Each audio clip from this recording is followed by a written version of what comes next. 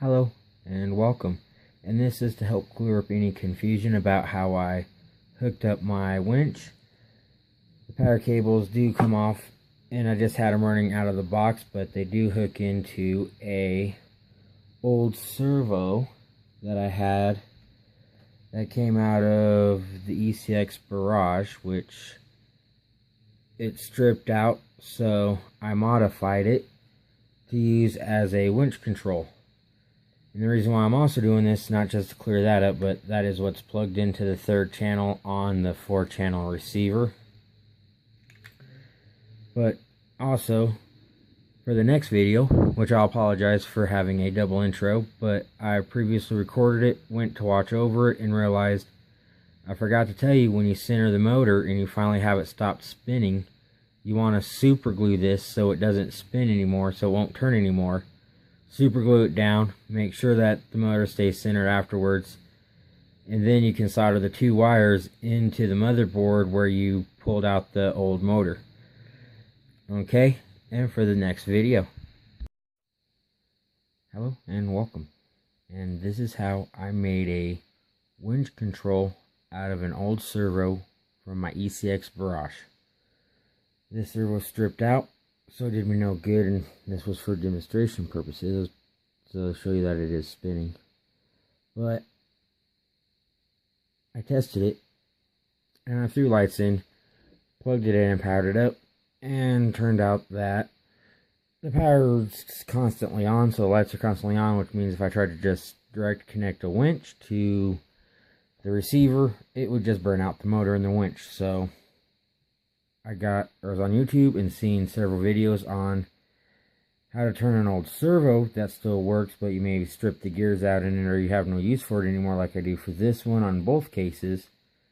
How to turn it into a winch controller. So I'll turn this on, and when I plug the truck in, I don't have to flip the power switch, but as you'll see, the light's on. It has a BEC, so it's direct power, and as you can see, the motor is not spinning.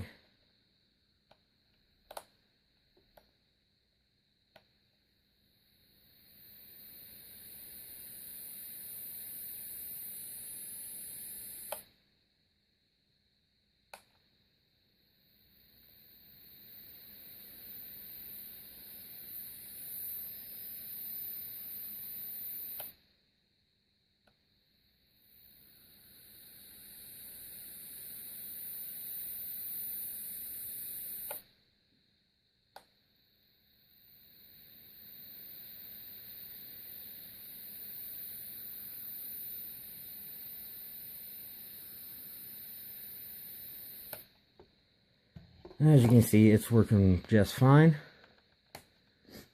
Now, how to accomplish that is, when you're taking it all apart, you want to get it down to where all you have is the board left, the motor left, and this guy. And in the case of the Spectrum that came in the ECX garage, it was wired this way.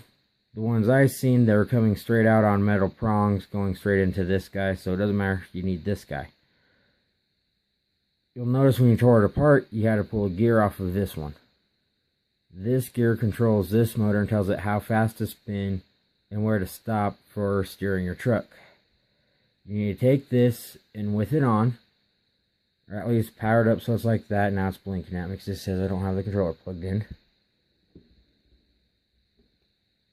want to plug it in, and it doesn't matter if your controller's on or not. Well, if you have a BEC, it doesn't matter if your controller's on or not, because this will just go live, and what you're going to want to do is hold it and turn this. I did it in both directions until I tried to get as in between as possible, so it was spinning the same speed in both directions generally.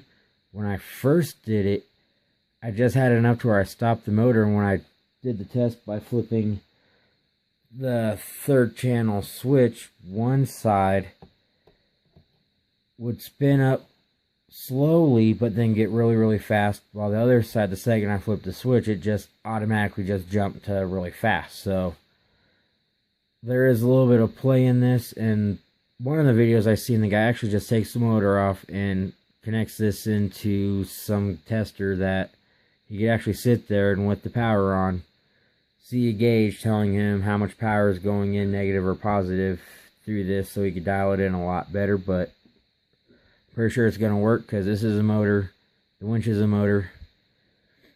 To finish, there's 2 points here where you have to solder to drop the motor out. Probably be a little bit harder because this one was a waterproof servo. I don't know if you can see that, but it has this on it. They really didn't do a good job on this side. This side's completely coated, so the motor probably has a little bit of glue on it too. So be unsoldering that, and then what you do is just take a red and a black, and just to show you, it really does not matter with motors, but if you notice right here, this black wire goes straight into that red wire. This black wire goes straight into that red wire. So even RC 4-wheel drive reverse wired my motor, but it's not a problem because it's a motor.